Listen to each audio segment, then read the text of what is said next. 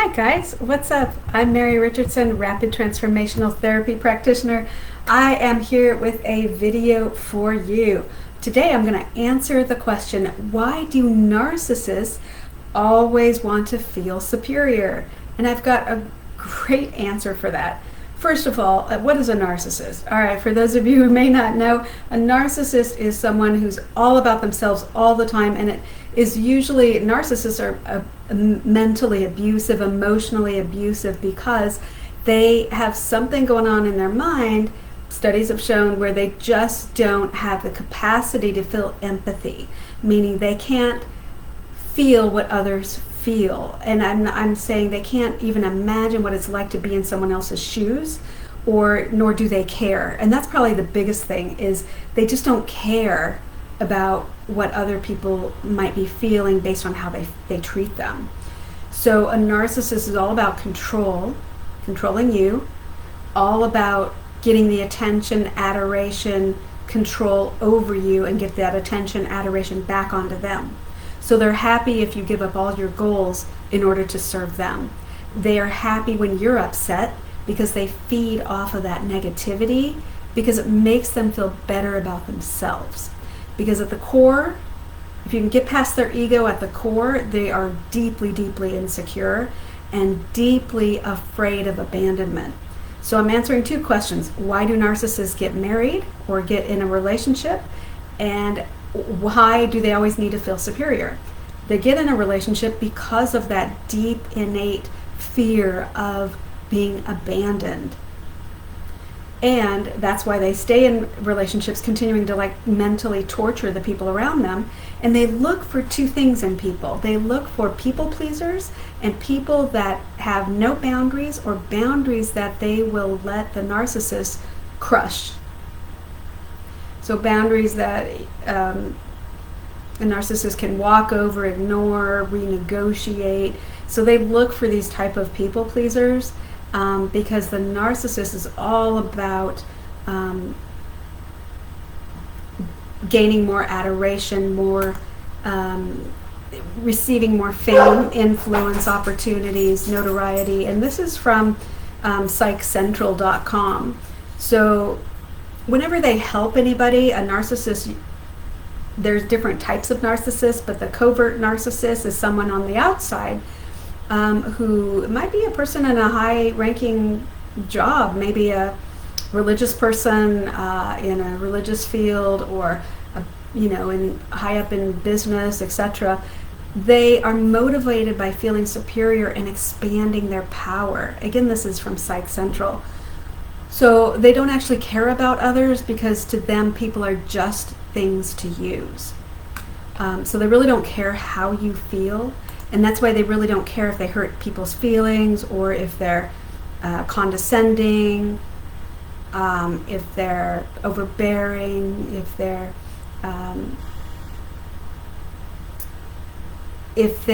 constantly disparage people. They really don't care, because they only have people around them who won't question them, and who really won't think for themselves, I guess, is one way to say it, where you won't stand up and put a boundary down and stand and withhold your own boundaries. So if you don't have strong boundaries, maybe it's time that you start working towards your own goals and not let anyone, any adult, crush those steps you need to take to achieve your goals. Anybody who wants to get in the way of you achieving your goals, I'm not talking about kids or pets or babies, I'm talking about adults. So anybody who wants to get in the way of you achieving your goals, you have to look at that as a red flag, as, all right, why am I not important to that person? Why don't they just leave me alone, let me do what I said I was going to do?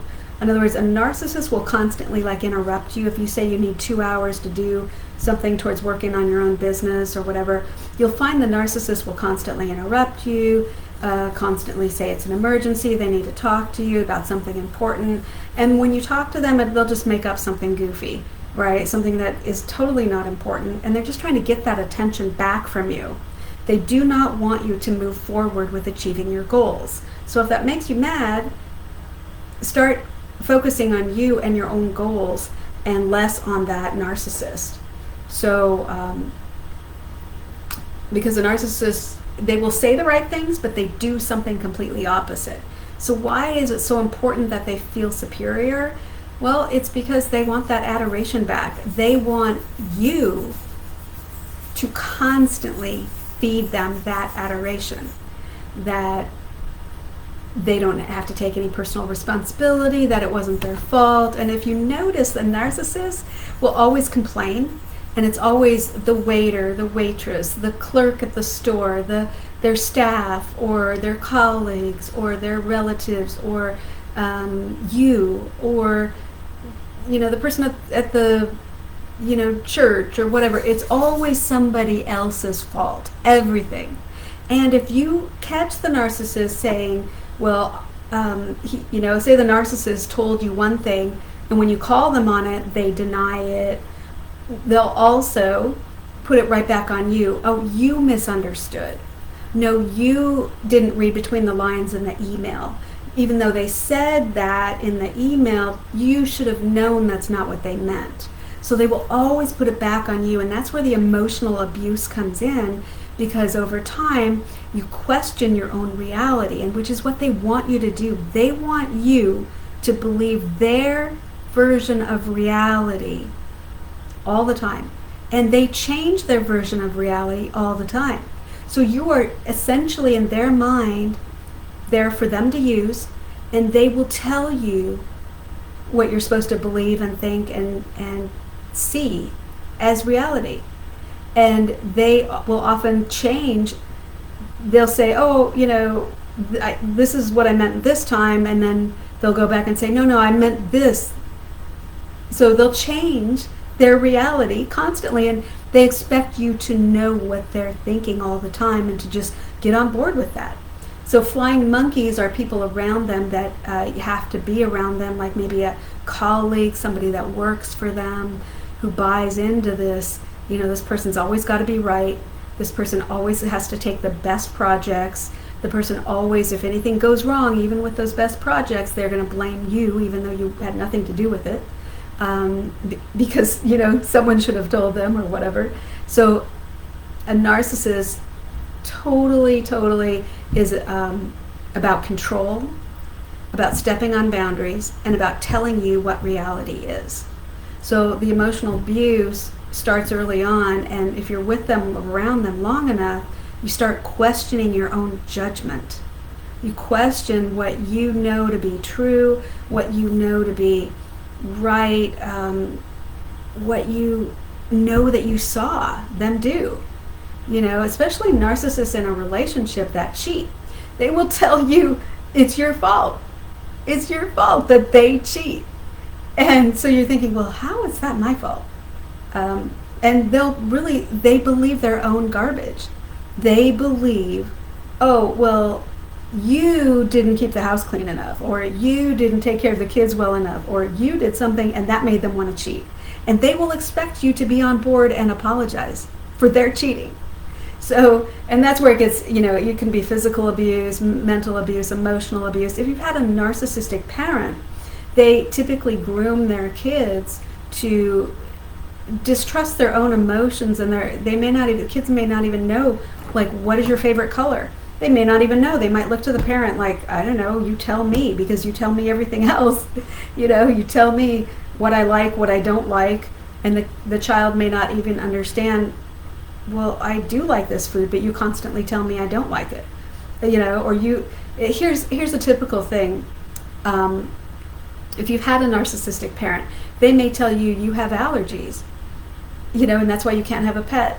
But as you grow up, you realize, I didn't have allergies. It was a total lie.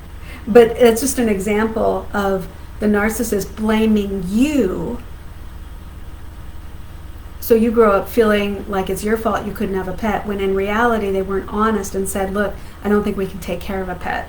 We're too busy, or whatever the truth is.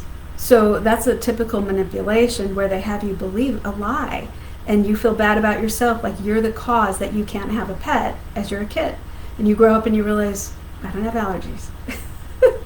So another thing a narcissist will do, and it's really crummy because it's an example of how they get into the children's brain and they try to manipulate their own feelings. They'll tell you, oh, you love strawberries. And you think, no, I don't. I've never liked strawberries. And then you realize, oh, the narcissist loves strawberries. And they literally see people as miniature versions of themselves. So literally they see everybody as, you have to like what I like. You have to dislike what I like. That's the game. So as you grow up in the real world, you may attract all these relationships that are really unhealthy and toxic because that feels normal. But as you get out of those and you realize, look, maybe you want to go no contact with that narcissistic parent or that past relationship, because it's about you healing and understanding what you like, what you don't like, what your reality really is, how important your goals really are and your boundaries. So if you've ever, having strong boundaries is important no matter who you're around. If you have clients, you may have clients that are, they can be typically abusive. Just because they hired you doesn't mean that they have the right to shout at you, because they don't understand and they can't do something, right? Because they maybe don't know how to work technology or work their phone or their computer, and they may, abuse is abuse is abuse. That's just an example, hypothetical, not related to anyone in particular, but just a hypothetical situation where you always have to have your boundaries up, where, if anybody's around you that is short with you, they're essentially, like losing their patience with you, that's a time where you say, you know what, somebody else needs to help you with this, or, I did my part and now someone else needs to help you with the technology part, because, I'm whatever, maybe you are a coach, maybe you do hypnosis, whatever it is, but if you have someone around, that a client that needs you to tell them how to work their computer, well, that's a boundary that you have to say, look, not my responsibility to tell you how to work your mouse or your computer or what a window is. That's my point, is that you have to have boundaries up so that you can step back and not feel responsible for someone else's frustration, because it's not your job to reassure the narcissist. They are deeply insecure. They never get enough reassurance, and it's not your job to play that game. Your job is to be true to yourself, right? No matter you're a business owner, a professional, an entrepreneur, whatever your job is. Maybe you're in the religious field, and narcissists they rise to the top because often they don't have that capacity. Well, they don't have the capacity to be empathetic. And sometimes those traits are useful in business because they don't get tied up in emotion. But what the narcissist does is they fake empathy, because they've learned over time they have to act like they care. They have to act like, oh, I'm so sorry for your situation. But it's not genuine. And if you're around a narcissist long enough, you'll see that they're just faking it, and they can't fake it for very long. So if you're around them long enough, you'll see cracks in that exterior, the fake concern. You'll see cracks in it where they are empathetic and then they just go on and happily on their way, and meanwhile the person's upset. And they love having people upset around them because they feed off that negativity. So why is it so important that narcissists feel superior? Because they are deeply insecure.